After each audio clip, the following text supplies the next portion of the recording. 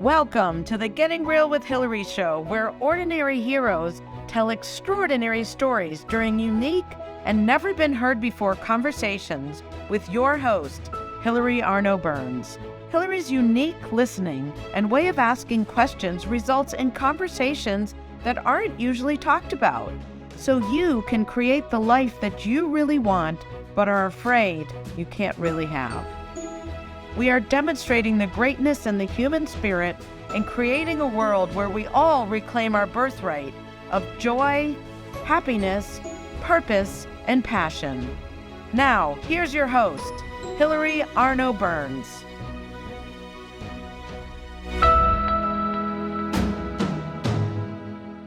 Welcome to the Getting Real with Hilary show, and today we have a special guest. Her name is Becky Galli, and she is an author, writer, mother, and columnist. And I happen to have just read her two books. This was her original book, Rethinking Possible. And this one, you got to read this. It's unbelievable. You will not be able to put it down. The second book, I have an advanced reader copy, and it's called Morning Fuel. This will be out in October. And before I bring Becky to the studio, I'm going to just read her introduction. I don't know if I can read it without crying, but that's okay. Here it is. Some would say life has not been kind to me. At age 20, I lost my 17-year-old brother.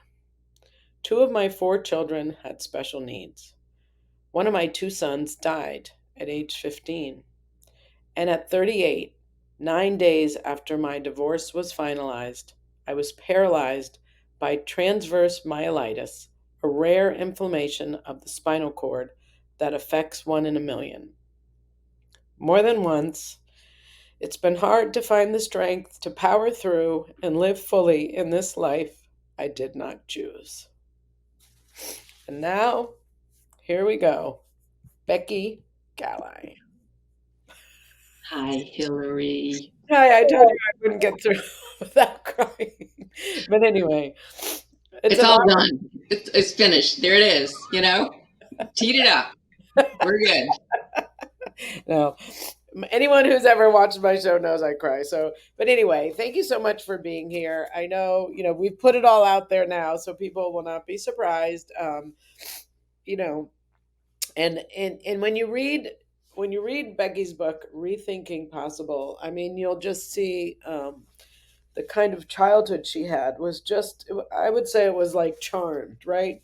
She had the family that everybody wants. The mother and father got along. They were in love. They kept you, they didn't allow you to go crazy, right? They had discipline, but also with so much love, right? And such good values, right? Your father was, what do you call him? Would you call him a minister or a? Yes. Yeah. Minister.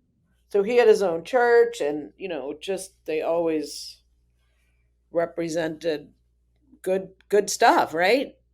Absolutely. I mean, what do you want to say about your childhood, like when everything was still wonderful and rosy, right? It's interesting. I knew I had a good childhood, but I think after everything that I've been through, I think it gave me an incredible foundation to be able to handle what life has thrown at me. And I was, at 20, watching your 17-year-old brother, I didn't watch him die, but at that, I was in college, and, my dad called me and to let me know that it did not look good. And when he died, it was, like an earthquake in our family. But we didn't fall apart. We did shatter physically. We went to different locations. I was in college. My sister was in high school.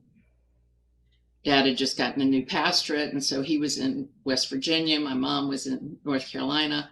So we shattered physically, but we stay connected. And I think watching my parents cope with the loss of their 17-year-old son, as Forrest used to sign his name, your only begotten son, I learned from that things I didn't even know I was learning at the time about coping. And I think it served me well. I'm so grateful for them and all they taught me. And the close knit family was really by design. You know, we had family Saturdays and dinner times and a lot of structure that created close knit family. And I think I've taken that with me, and it's been incredibly helpful. Yeah.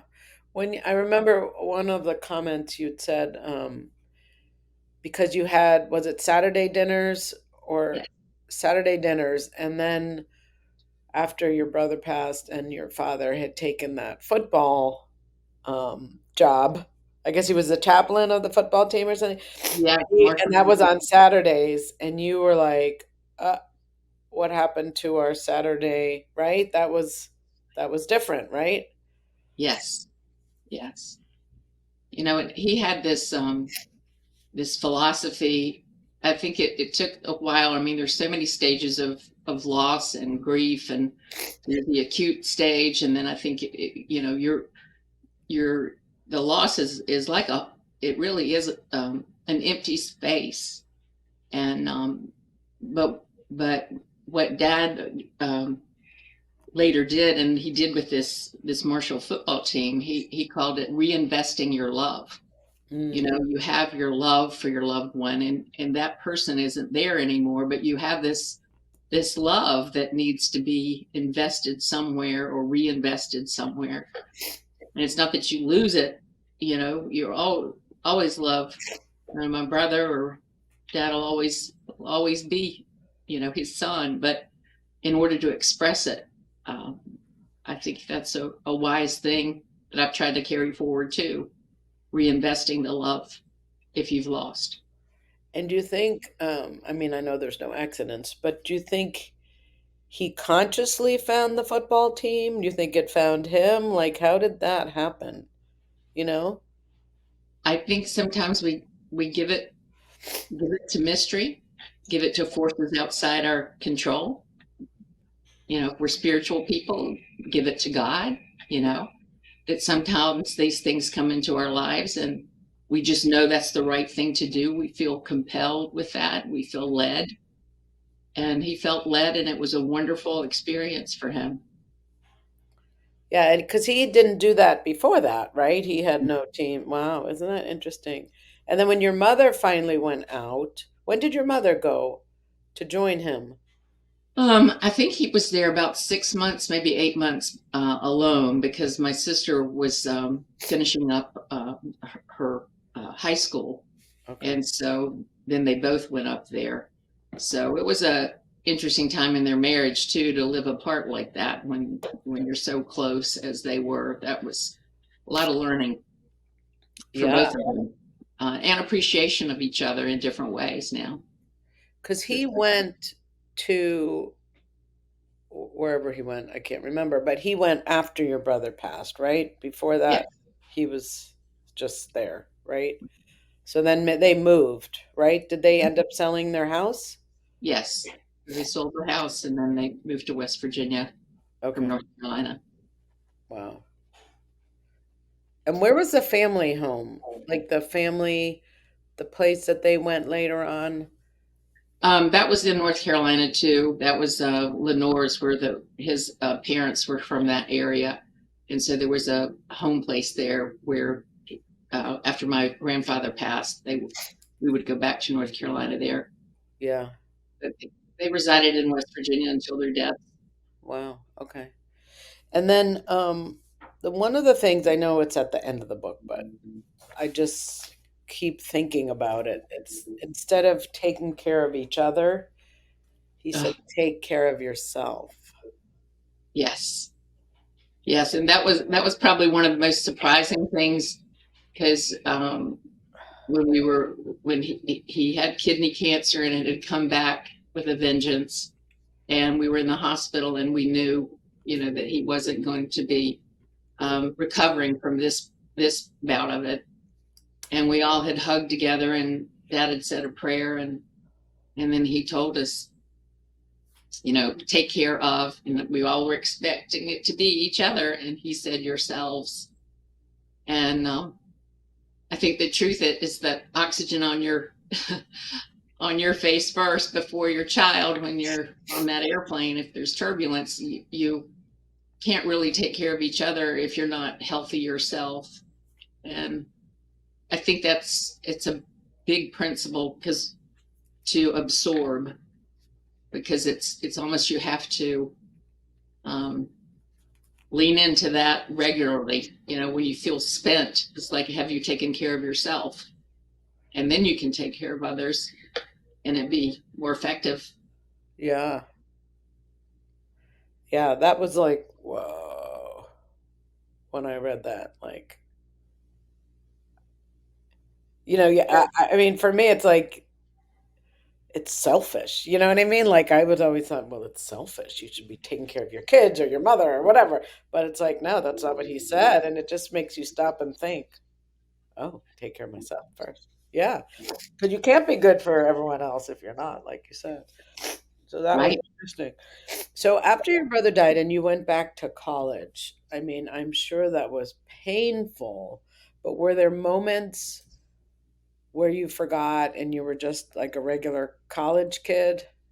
Just a few moments here and there that you could just, I know how close you were. Um, did you end up having, what year was that he passed? 1978. But what year were you I was a junior. a junior? Okay. So it was very interesting because I was a junior in college, and my sister was a junior in high school. And so we had very different experiences after we lost Forrest because Rachel and Forrest were just, I think, 18 months apart. And so they were like this tag team, you know, going through high school together, had the same friends. And so Rachel had the comfort, but also the pressing memory of her brother not being there. And at college, people had met Forrest, but they didn't know our family. Our whole unit wasn't there. It was just, Forrest is cool and came to visit you. And Right. so, in one sense, Rachel had a lot of support and a lot of knowledge, but in the other sense, she got no relief from that. There Right. was there was no time where she could just be Rachel missing her brother. It's everybody was in grief with her. Mm. And in my situation, I could disconnect from that a little bit easier, Yeah. which on the one hand made it easier because some people didn't, they didn't even know I had a brother or lost a brother. They just, I was, just Becky. My close friends knew, and I could cry with them and they would understand it. Some of them had met my mom and dad and come to my home a couple of times. My roommates and suite mates knew that. Um, and it's interesting, after I wrote the book and they read it, they were like, was that there for you? Oh, Was that there for, and I said, yes, you were. Sometimes it was just like, let's go shopping or let's, go to a movie, and those kind of things was structure. And I think that's so important when you're going through this kind of loss, is to have structure and to not isolate and have people around you that can keep you moving through the grief instead of getting stuck in it. mm, that's great. Yeah. Wow. Okay. So Rachel, so she went off to college, so at least she had a change of scenery a little bit, right? And then you graduated, and that was when you were starting to see Joe, right? Sort of, kind Yeah. of. Well, who was the guy that you were seeing that was his roommate? Yes. Yeah. Which Yeah. one was that? Who was that? Is that what you said? Yeah. Sorry. Yeah. Yeah. His name was Carter. Yeah. Carter. Okay. I wasn't sure if it was the guy that ended up writing to you in the end. So that's why I was asking. No. The one that became your pen pal. Oh, I know what I was going to ask. How it seemed like um you had so much detail in all of, like, about your childhood and everything. How did you remember all that? Or was it just, Yeah. you know what I mean? Throughout the thing, it was like it was happening now. Like that's how there was so much detail and so much expression, and I felt like I could feel you, like I could feel your emotions with you. Do you know what I mean? It was so well written and so yeah. Do you know what I'm saying? Like I was in your shoes. I was living your life. Like that's how well written it was that I felt like I had gone through it with you, you know? Well, thank you. Thank you. I learned early on, probably beginning with Forrest, the power of journaling. And so if I got stuck, a lot of times I have these ruminating thoughts that were just same thoughts keep going. And so I learned to kind of lasso them in and put them on the page. And if I was having them again, at least I could say, well, I've already thought through that, Are we doing that again? So Right. I did keep these journals. And so I Oh, kept them when Forrest died, and I kept them through my special needs children. Um, and then with my paralysis, recounting all this to my friend you mentioned before, my pen pal friend, his name was yeah. Scott. He was somebody I hadn't seen in many years. And then my father had written a column about my strange infection, this transverse myelitis. And so I got this email from him, 1997. This is back when the email was just becoming prevalent. He said, is that you? and, and I'm like, yeah, it's me. And so I hadn't seen him in a very long time, but he had been a member of one of my dad's churches, and I was in my youth group. So we had those kind of roots. And so I pretty much took him from the last time we saw each other through my life in this interaction back and forth. And that's when I really started, thinking, geez, maybe I could pull this together at some point to tell the whole story. Yeah. And he didn't mind, right? Because he was married, right? Oh He, yeah, he's yeah. married, just good buddies, still are. So, and did he write stuff back to you? Because we never saw his side. Like, was Yes, he writing about his life too?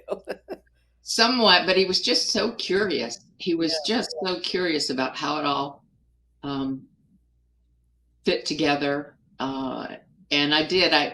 The book had different versions, and at one version there was more of a conversation back and forth. But it got to the point where it's like, let's just tell your story through this vehicle at this Yeah. point. Yeah. Wow.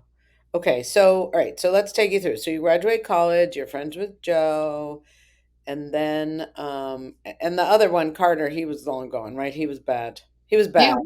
we're still friends. He wasn't bad. He was just not for me. I thought he was like cheating on you and stuff, or no? Or Well, there was, we yeah, go we ahead. just didn't. We weren't in a committed relationship, Oh, and okay. so when you aren't in a committed relationship, then you're free to move on, and we both did. Okay. All right. I won't say anything bad. Yeah. Okay. Whatever. All right. Moving on. Okay. So then you and Joe get serious and you move together you were with IBM and he was always with Black and Decker, right? Right. Okay. And then you got married, right? Yeah, And we then, had apartments next to each other in Charlotte, and then we started dating, and then we got married and moved to Atlanta, okay. and that's Okay. where we had our first home. Wow. Okay. And then you had Brittany no, you worked a few years. I know you were like a workaholic, working, very successful, right? Yes. Well, workaholic, and yes, we both were. We were kind of good for each other that way. We reined each other in when we were overdoing it, but yes. Okay. And then how many years later did you have Brittany? It was so interesting. We were married, I think it was 8 years, right? But we had my goals were to get a 10-year career in and to have my first child by the time I was 30, and for Joe to get his MBA. So we had Oh, all, life was going as planned. yeah. And so we did. Brittany was born when I was 29, and he had finished his MBA, and we had moved to Baltimore by that time. He had transferred, and I was able to transfer my career as well. And so we have a beautiful baby girl. Wow. And then so you managed that with the job, right? How did you do that again? We had a nanny, a girl that would come in the home and help us with Brittany, so I could go to work. Yeah. Wow. Okay, so that everything was full charging, right? And Yeah. then when did things start changing? Did you have the miscarriage after Brittany? I had one miscarriage after Brittany, and then another miscarriage after Matthew. Okay. But Yeah, those are hard. those are, I had two of those too, but it was early on, so I mean it's still hard, but I didn't realize how many people had them until after I had them. It's not something that people talk about, right? right, and it's a Oh, huge loss that we really experience in a different way than the most caring husband in the world doesn't really understand the physical changes your body starts making in preparation for something that doesn't come. right. So, okay, so you already had Matthew. So how far apart were Brittany and Matthew? How many years? I think to let's see, 1987, 3 years. 3 years. Okay. And was Matthew still okay then when you had the miscarriage? Or No, his seizures developed when he was 3 months old, okay. and so we were going through that and trying to figure out if it was an episode or a long term situation. It wound up being long, chronic. So we were dealing with that, but we'd been told that um, his situation, because there was something beyond the seizures. There was a degenerative part of this that made it so that he couldn't hit his milestones. So we had genetic testing done, and uh, they had told us that it was, as I say in the book, a fluke. That it wasn't anything that genetically that or that anything that happened. It was rare, and they encouraged us to go ahead and have additional children if that's what we wanted to do, which we did. We'd always wanted to have 4 kids, and so had another miscarriage, and then I was pregnant with Madison, and she too had Matthew was healthy at birth, and Madison was healthy at birth, and then later on I was so sensitized to milestones because Matthew was failing at those that I noticed that when Madison's speech wasn't coming in like it should, we had her diagnosed, and she had autism. So we were dealing with that. But by the time we got that diagnosis, I was already pregnant with my fourth, um, Mm. Peter. And so it got a little crazy, but I had good help. Joe was very successful, and so I was able to hire the help I needed, and family helped as they could. I was very, very lucky for all that kind of that support. I needed it. And had you stopped working by then? I did after Matthew. There was IBM offered a bridge to early retirement, and so I took it. The timing was right, and so yes, I was home Yeah. full Wow. time. So, I mean, how, like you say, two special needs. How did you deal with that? I mean, were you just so busy that you just did what you had to do? Did you ever get to process it, or why me, or how this, or look to see, I think I would have been like, whose fault is this, or whatever. Like, Right. how did you get through that? And I'm sure there's Um, a lot of people with special needs kids out there. yes, it's there's a lot of anger and a lot of trying to figure out where to put that. And but at the same time, these kids are there and they need you and you need to do things. And it's this odd thing that happens where you're so angry and feel incredibly sad and terrible injustice. And then they cry and they need you, or they need a doctor's appointment, or they need additional medication. So it's almost like their neediness helps you move through that pain. Mm. In a really unexpected way. But just looking back, I thought, how in the world did I do that? But I had good help, and I was in therapy. I can't, I credit Dr. Luco often in Rethinking Possible, and also in Morning Fuel, just for the steadfast guidance. You get good help, mentally, physically. I was trying to work out and at least be outside with the kids, and then spiritual support as well, relying on people. I was angry at God for quite a while. We weren't on speaking terms, but other people prayed for me when I couldn't pray for myself, when I was too angry to pray. I was like, what the heck? Can't you pick on another family for a change? I mean, good grief. Yeah, I think the same thing about, don't isolate and get support and keep structure. And I have this thing, I was like, after a while, it's like I discovered, you can't go through these things alone. So who is in your boat? Who is going to help you navigate this storm? And that varies from calamity to calamity, whether it be my own medical condition or my children's medical condition, and the people that can help you see straight and be a resource for you. And so it's this ongoing, who can help me, who can be in this boat with me as I get through this, and to not give up. If somebody turns out to be a dud, you kind of uninvite them, or just don't invite them to the next boat. But it's very important, in my experience, to have good, capable people in there with you as you try to figure it out.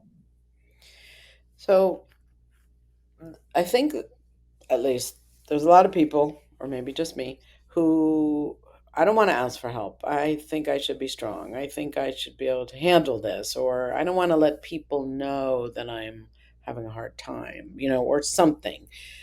I mean, how was it hard for you to ask for help, or did you just not have a choice, or was that just part of your upbringing? I think, and when you say, like, don't isolate, I think there's shame, you know, in some circles, for feeling bad, or for thinking that you can't handle it, or for being angry or something, like, my mother. I love her. She's 94. But her thing is always like, be perky and peppy. So it's like, you weren't supposed to be upset. And, she never asked for help. She's always, she just, like, amazing. So, when you say who's in your boat, like, was that hard for you, or was that natural from your upbringing to ask for help and to ask people to help you and to rely on them, you Yeah. know? I think the way Dad would always talk about it would be, examine your resources. And in that sense, it isn't necessarily asking for help, but it's knowing where you could go for help. Because I think there's a kind of a qualification process of who you decide to ask for help. This thing we call, appropriate self-disclosure, right? Like, how much do I want to tell this person about it? Can I trust them with everything I need to unload, or a part of what I need to unload? Because, people are human, and you want to make sure that what you share is kept confidential, or and so there's kind of a qualification process. But I think examining your resources, like who can help me if I choose to reach out for them, is worthwhile no matter what. Even if you never pick up the phone, you've got a list. So it's a thoughtful process. It's not, but I do think that I tend to be very independent as much as I can. But when you're paralyzed, guess what? You Yeah. can't do everything that you want to Right. do. And so, through that and these other kind of losses, you realize that um, when you ask for help, it's actually a strength. And I think the strength is being discerning as to which of these resources I can ask for help, and knowing which one, you know, that can really be helpful is a strength. It really is a an evaluation strength of yours to say, yeah, I've got these four, but this one's going to be the best here. And it kind of puts your brain into this Mm. analytical gear instead of, woe is me, I need rescuing. You know, I don't need Right. rescuing, I need help to get through it, not to feel sorry for me, but to offer suggestions. Now, there's sometimes I just need to cry. You Yeah. know, my sister knows that. It's like I just like, you know, this is terrible, and you know, she can take it, and I trust her. Mm. Wow. All right, we got more to come after our commercial break. Thank you so much, Becky, for your courage and all and your inspiration. So we will be back after a word from our sponsor.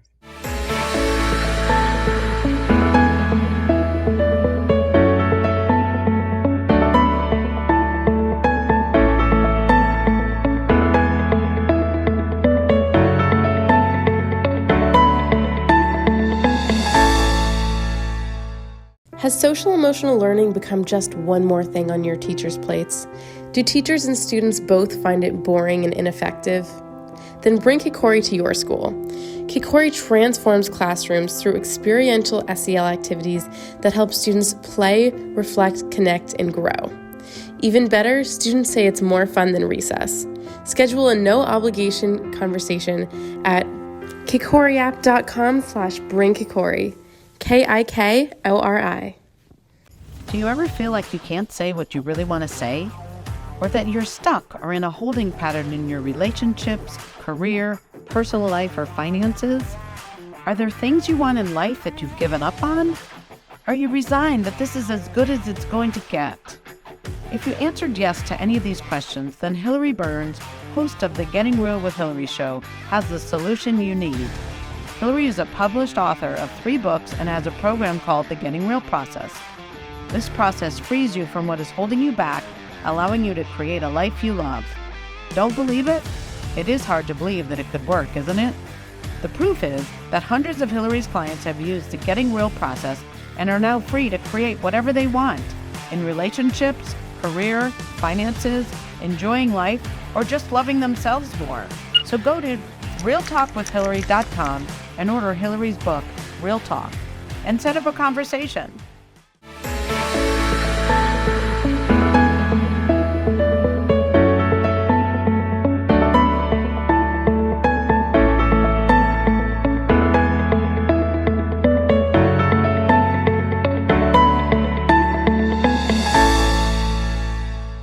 And thank you, as always, to our sponsor, kikoriapp.com. If you want to bring experiential social emotional learning to your children at school, your teams, your businesses, go to kikoriapp.com and schedule a consultation. They are incredible, and it just brings connection, that emotional support that we've been talking about, to children who, might not have that or might not think it's okay. So I recommend kikoriapp.com very highly. And that is always my books. I like to promote them here.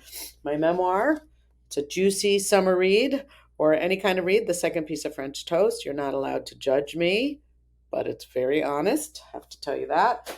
And then we have Your Bullshit is Your Blessing. If you find yourself on a side of life, again, Becky doesn't seem to get as stuck there as I did, or I do, but I needed tools and techniques, so I discovered them and wrote a book about them, from getting what I call from the left side of life, where things don't look so great, back to the right side, where there's possibility, happiness, and joy.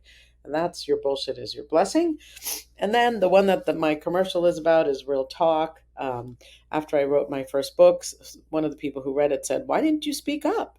And I was like, "Oh, I didn't even know I wasn't."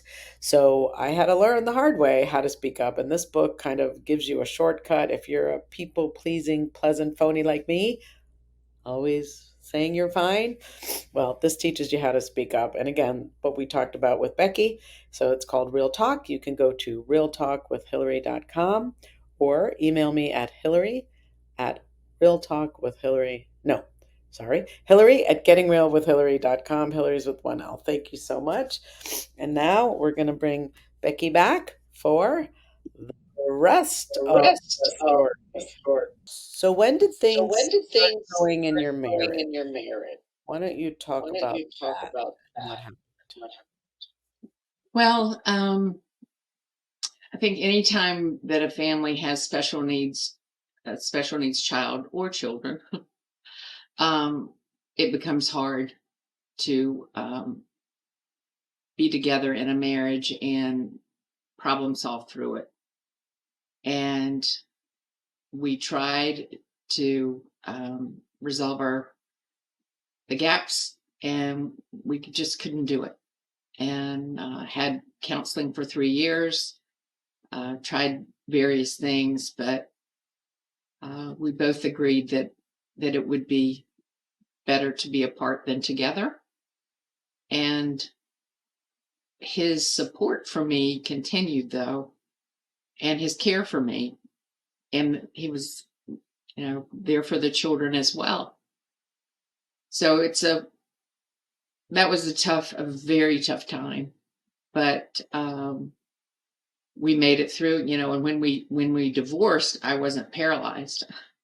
It was only after the divorce that the paralysis came, and Joe was there for me and our family in ways I can still can't believe how supportive he was and how encouraging he was. And even now we're still friends, and our family is close knit again by design and with a lot of effort.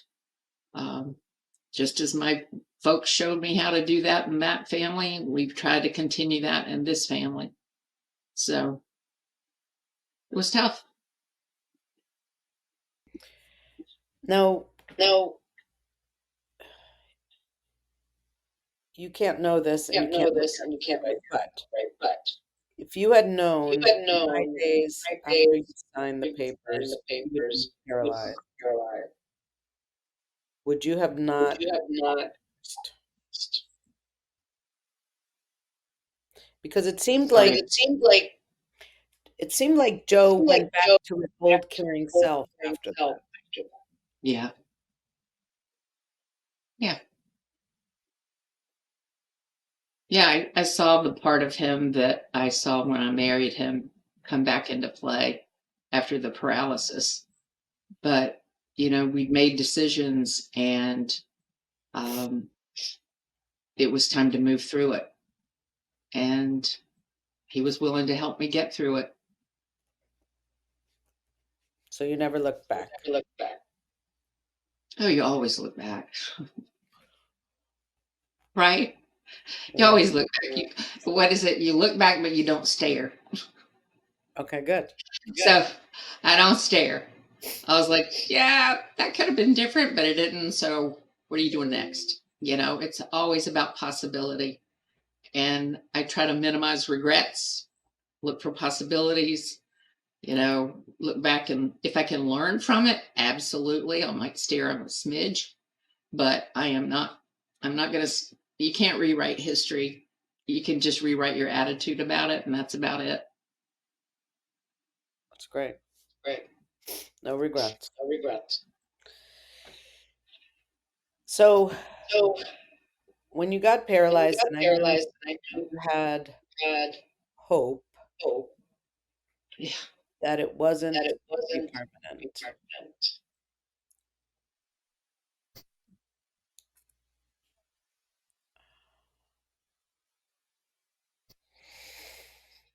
And then one day, One day, You said, okay. Right.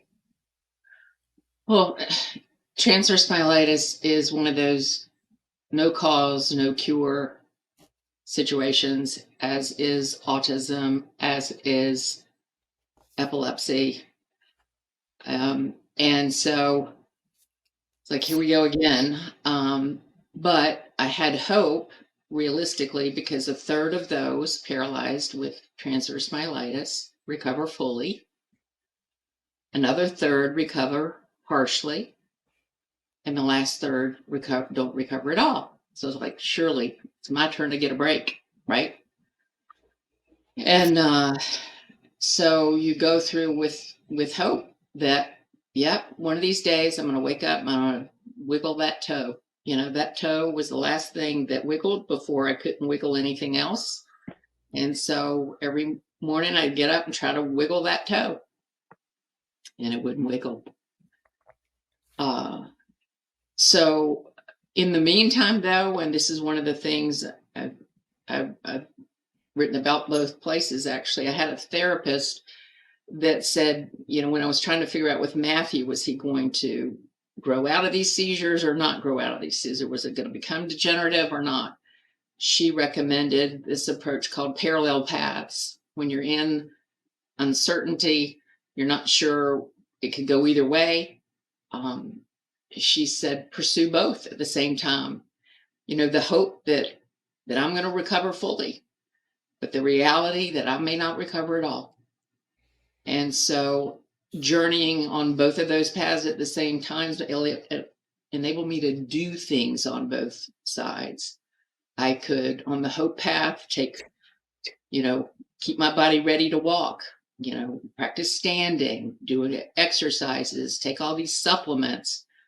You know, on the reality side, you know, I did put some ramps in my house. I considered putting an elevator in my house so I could, in my kids' bedroom were upstairs and I was downstairs. There's no way for me to get upstairs. So this dueling journey allowed me to keep moving forward and being prepared for either one and feel like I was accomplishing things. For me, that's always something I like to be accomplishing something, you know. And so that technique, that parallel paths, that technique of paralyzed paths, one of them was the parallel paths allows you to keep in motion, which I think is really important as you're moving through any kind of uncertainty, to have something to move forward with.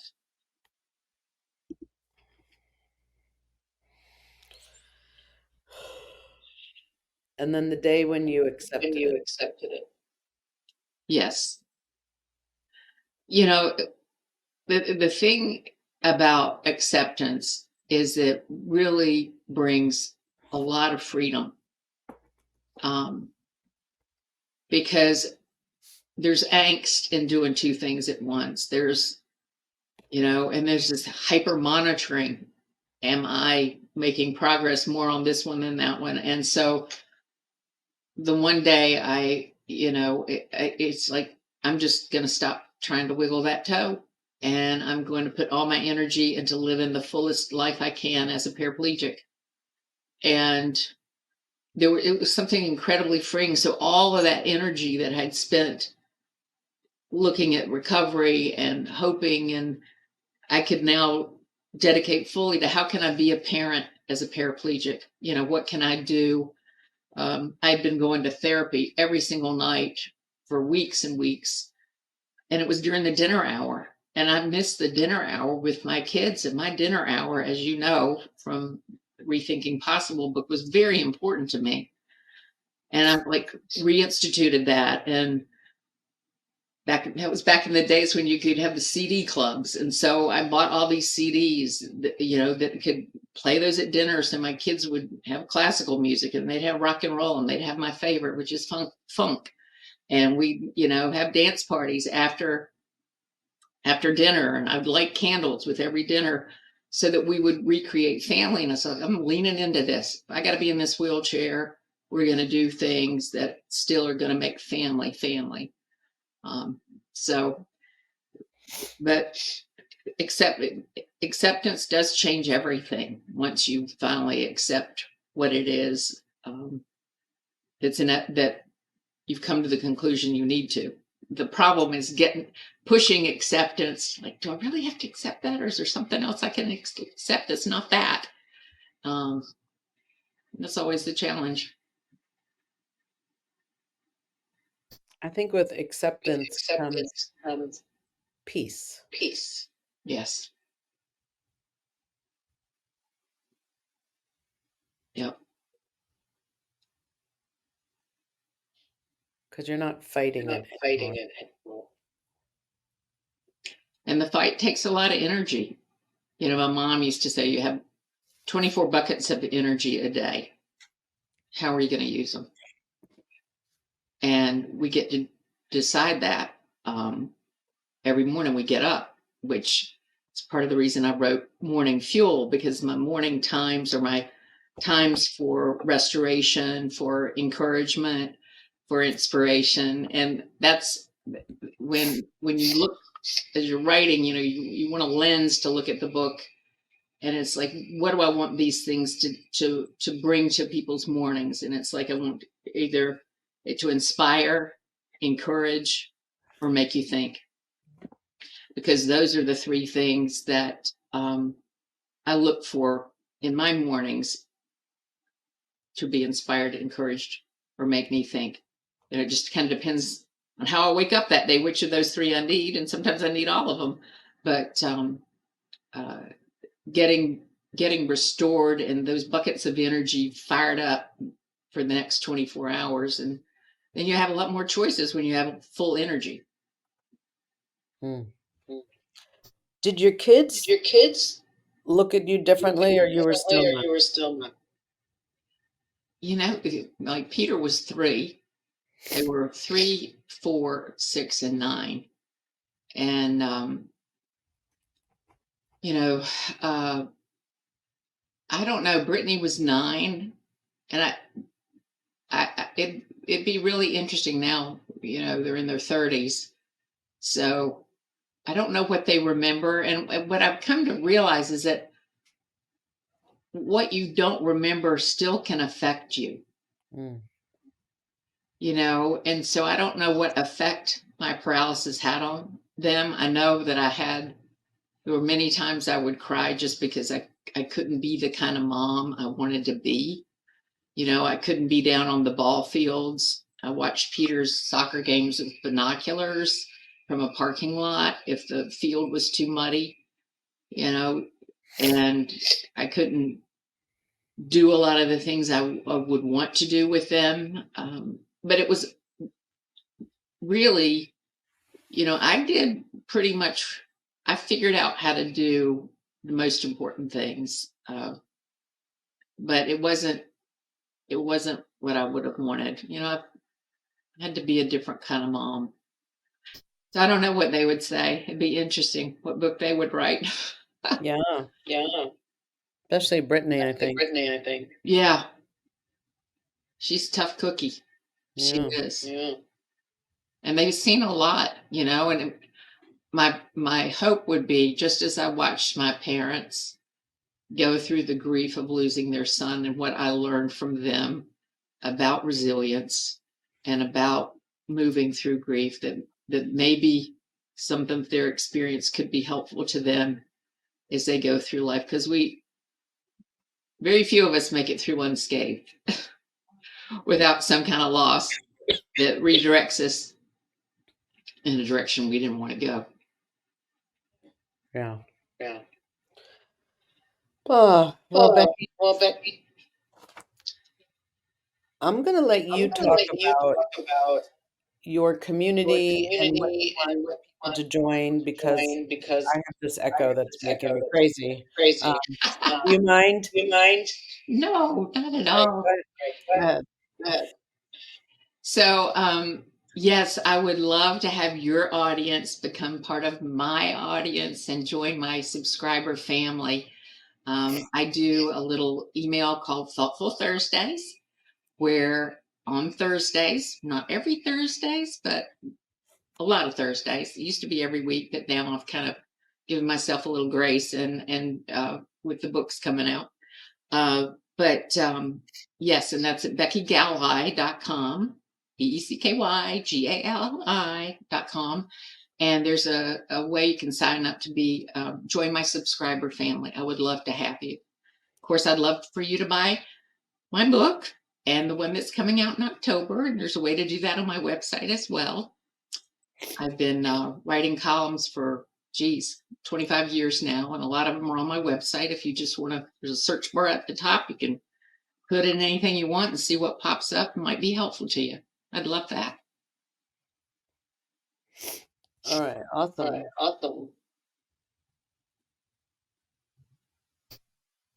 Okay. I have an echo, everyone. That's why I'm mouth shut, and it's driving me crazy. So, Becky, what would you hope to? How would you like to see the world in 5 years? And your contribution, your inspiration. Can you say that again? You were kind of breaking up. What's your vision for the world? Oh dear, that's a loaded question. My vision for the world, there's a piece I wrote actually it's in both books. I loved it so much. It was to Brittany and Brian on their wedding day. And it was about how to love. And my message to them was to let your love be larger. Let your love be larger than the situation, than who's right or wrong. And I just wish we could figure out ways to love one another in a non-judgmental way that could be inclusive, supportive, and work for the common good of humanity. And I think love is really the key to that, to figure out what that means in a practical way. But that's what for everybody to let their love be larger.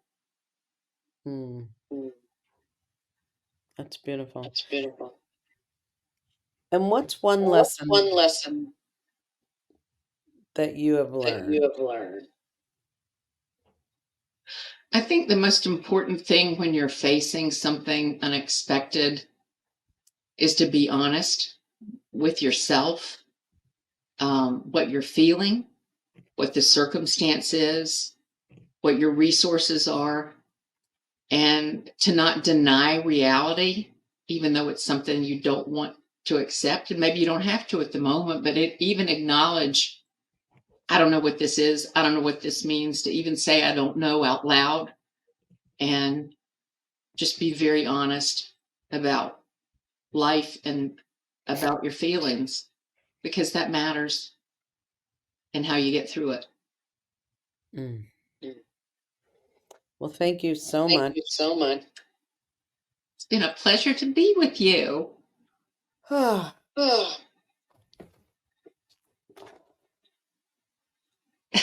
it. Yes. Thank you. Pre-order this. And thank you so much. Oh, you're so welcome. Bye, everyone. Thank you for watching this episode. I started getting real with Hilary when I discovered that I was a people-pleasing, pleasant phony and wanted to be more of my real self. We can grow together if you will like the show, subscribe to my channel, and share this episode with your friends and family so that we can have a world that's more real.